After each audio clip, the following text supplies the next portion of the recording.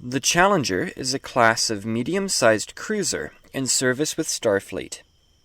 Entering service in the 2350s, the ship was initially meant to replace the large number of legacy designs which had served with Starfleet since the end of the 23rd century, and were growing increasingly dated compared to the latest classes in service with foreign powers. Although the design never succeeded in this goal, it is still a well-liked and popular design in service up to the present day. The ship measured in at 433 meters long, 259 meters wide, and was 120 meters tall. Depending on the year of the vessel's entry into service, a Challenger class was armed with either the Type 9 or Type 10 phaser array, and featured typically 2 torpedo launchers, one each covering the fore and aft arcs of the vessel, with their own attached magazines. The Challenger had a crew of between 300 and 500 officers and men, depending on the mission the vessel was performing, though in some instances the ship could accommodate safely twice that number for brief periods. The class could achieve speeds for brief periods as high as warp factor 9.4, though at speeds much above warp 8, the warp field the ship projected became increasingly difficult to maintain. The ship's cruising speed was anywhere from warp factor 6 to 7.2, depending on the urgency of the mission. The Challenger was a part of the extended Galaxy family of starships, which began development in the early 2350s, as it became necessary for Starfleet to replace their large amount of increasingly geriatric ships from the Excelsior generation.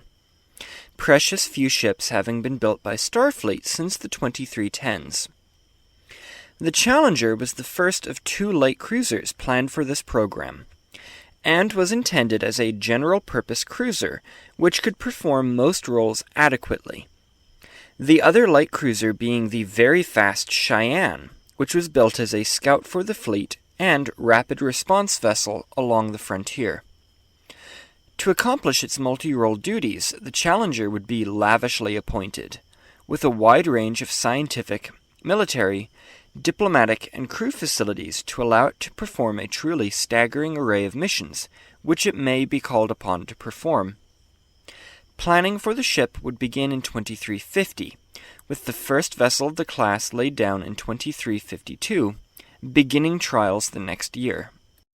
Challengers would begin entering the fleet, excepting the first in class, in 2355, and in total, 44 ships of the class would enter service, with the final vessel, the USS Inyak, commissioning in 2361.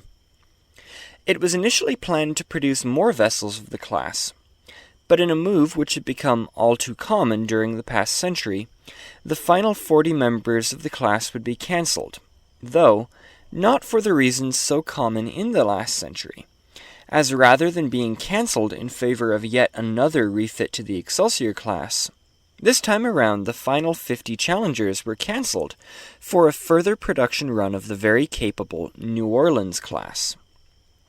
Compared to the Challenger, the larger New Orleans was slightly slower, but better armed and equipped with far better crew amenities, armament, and defense, making it better suited to the more dangerous galaxy which had emerged in the 2350s with the outbreak of the border wars with the Cardassian Union, and continued to grow with the rise of the Borg and Dominion threats in the next decade.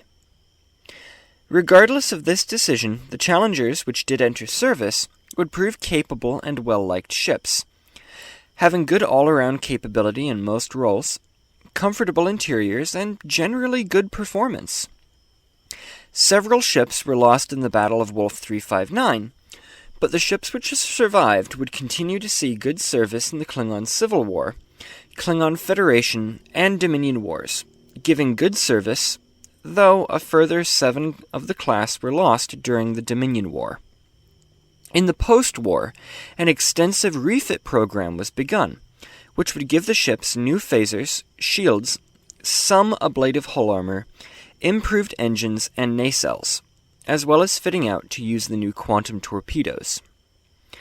Begun in 2377, the program would complete in the early 2280s, preparing the ships for service for some time to come.